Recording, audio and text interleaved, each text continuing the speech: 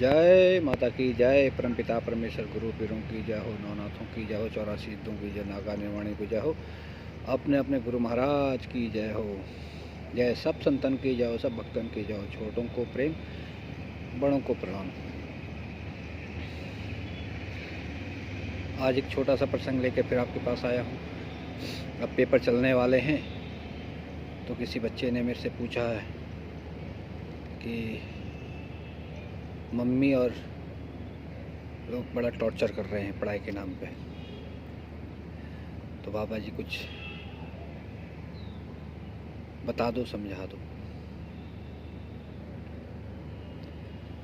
तो इसी बात पे मैंने कहा चलो एक छोटा सा वीडियो उन सभी लोगों के लिए जिनके पेपर आने वाले हैं और जिनके माँ बाप बच्चों को टॉर्चर कर रहे हैं, ज़रा उनके लिए भी।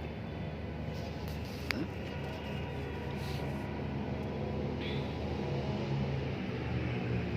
हर कोई बच्चा पढ़ाई करता है, हर किसी की बुद्धि अपनी क्षमता के अनुसार होती है। सभी IAS PCS नहीं बन जाते, समझ रहे? सब IAS PCS बन जाएंगे तो फिर नीचे संतरी कौन बनेगा? सभी का कोतवाल बन जाएंगे तो नीचे सिपाही कौन बनेगा? सब DM बन जाएंगे तो नीचे सिपाही कौन बनेगा? पटवारी कौन बनेगा? तहसीलदार कौन बनेगा? ADM कौन बनेगा? SDM कौन बनेगा? सभी सचिव बन जाएंगे तो, और सभी डॉक्टर बन जाएंगे तो पेशेंट कौन होगा? कंपाउंडर कौन रहेगा? कंपाउंडर कौन बनेगा? कंप्यूटर चलाने वाला कौन बनेगा? असिस्टेंट कौन रहेगा?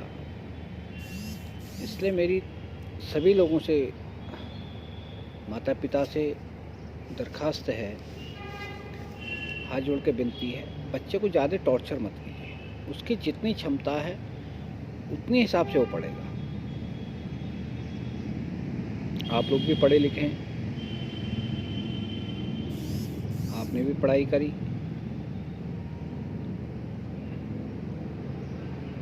तो ऐसा नहीं कि आप ब्रिलियंट थे, आपके साथ के भी लोग कहीं कहीं पहुंचे होंगे। तो बच्चों को ज़्यादा टॉर्चर नहीं करना चाहिए। दूसरा, आजकल स्टैंडर्ड सिंबल बन गया है माँ बापों का भी। अगर किसी का पड़ोस का बच्चा अगर किसी इंग्लिश स्कूल में, अच्छे स्कूल में जा रहा है, तो वो सोचते हैं हम भी वहीं पढ़ाएं। ये नहीं देखते बच्चे की कैपेसिटी क्या है ना। वो मजदूरी करेंगे, वो करेंगे, स्टेट सिंबल बना लेते, नहीं उसका बच्चा वहाँ पढ़ रहा तो मेरा बच्चा भी वहीं पढ़ना चाहिए। और उसके बारे में माँ पति से खूब लड़ाई करेगी।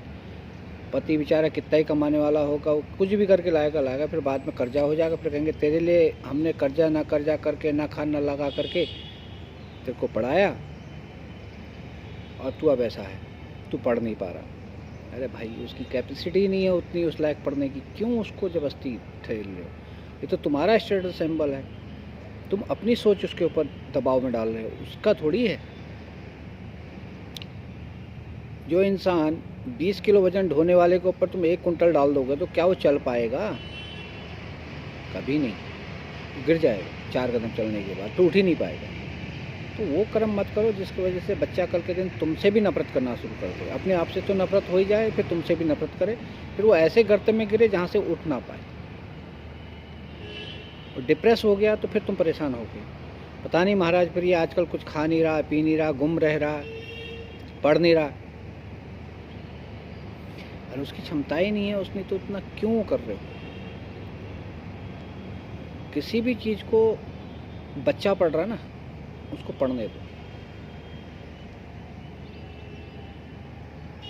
और मैं ये नहीं कहता कि उसको फ्री ढील दे दो, पढ़ने दो, नज़र रखो, पढ़ो, देखो कि क्या कर रहा है क्या नहीं कर रहा, पढ़ने दो। मगर ये नहीं करना चाहिए कि अपनी चीज़ें थोप दो। नहीं, उसका बच्चा तो उसने उत्तराखंड टॉप कर दिया, या यूपी टॉप कर दिया, या ऑल इंडिया टॉप कर दिया, तेरे को भी आना चाहिए था। अरे कैसे आएगा भाई? जिसने उत्तराखंड टॉप किया, उत्तरांचल टॉप किया, तो उसके घर का कुछ माहौल रहा होगा। आपके घर का क्या माहौल है आप देखिए। 24 घंटे कच कच करते रहोगे, घर के अंदर लड़ाई झगड़ा करते रहोगे, मियाँ बीवी में लड़ाई होती रहेगी, और तुम खाने के पीछे, पहनने के पीछे, इसके पीछे, उसके पीछे सुनाते रहोगे, बच्चों को टॉर्चर करते रहोगे, तो बच्चे कहाँ सक्सेस होंगे। पढ़ाई का माहौल देना पड़ता है, शांत माहौल देना पड़ता है।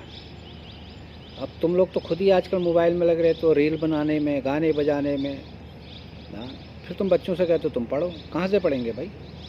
तुम उनके सामने तो उनसे कहते हो भाई मोबाइल से हमारे रील बना, तो तुम खुद में तो काबू नहीं हो, तो बच्चे से कहते हो तो बिगड़ गया। पहले अपने बिगड़न को सुधार। और दूसरा, मैं उन बच्चों से भी कहूँगा कि थोड़ा सा, एक दिन की पढ़ाई से कुछ नहीं होता बेटा। पढ़ाई तो जिस दिन आप स्कूल में गए उस दिन से शुरू करनी पड़ती है। भाई 1 घंटा पढ़िए, मन लगा के पढ़िए, आधा घंटा पढ़िए, मन लगा के पढ़िए, 3 घंटा पढ़िए, मन लगा के पढ़िए। ये नहीं कि किताब खोल लिया और ध्यान कहीं और जा रहा है, तो फिर उसको किताब खोल करके बैठने का कोई फ़ायदा नहीं है। उसमें फिर आप अपने आप को ठग रहे हो। किसी को ये दिखा के कि मैं किताब खोल रखी है और मोबाइल में लगे पड़े हो, कोई आएगा तो उनने फट जब मोबाइल बंद कर दिया और उनने कहा नहीं मैं तो पढ़ रहा था। इससे आप अपना नुकसान कर रहे हैं, क्योंकि आपका फ्यूचर बनना है। और जो माँ बाप पढ़ा रहे हैं आपको, वो नौकरी कर रहे हैं, उनने तो पढ़ लिया, उन्हें जो करना था कर लिया, उनकी नौकरी रही ना। अपनी आवश्यकता अनुसार वो नौकरी में भी आगे तरक्की करें जितनी उनकी कैपेसिटी हो। बाकी उनके ख्वाब हैं कि हमारा बच्चा जो हम कर रहे हैं वो ना करे, उससे आगे बढ़ जाए। हर किसी माँ बाप का ख्वाब होता है। मजदूरी करने वाले का ख्वाब होता है कि कल के दिन मेरा बच्चा मजदूरी ना करे, जो मैंने हाड़ मांस इसमें टटोल दिए हैं वो ना करे, अच्छी जगह पे वो चले जाए, अच्छा नौकरी करे, अच्छा वो करे। तो आप लोगों को अपनी पढ़ाई पे ध्यान देना चाहिए, अपने कर्म पे ध्यान देना चाहिए। माँ बापों की भी सुनो, मैं ये नहीं कहता कि बिल्कुल नहीं, माँ बापों की सुनो। देखो जो एक्सपीरियंस वाले हैं वो भी अपना एक्सपीरियंस आपके पास साझा कर रहे हैं, तो आपको उनकी भी सुननी चाहिए, माननी भी चाहिए। और पढ़ाई पे पहले सवेरे उठ करके थोड़ी देर हाथ मुँह धो करके योगा करो, प्राणायाम करो, ओम का नाद करो।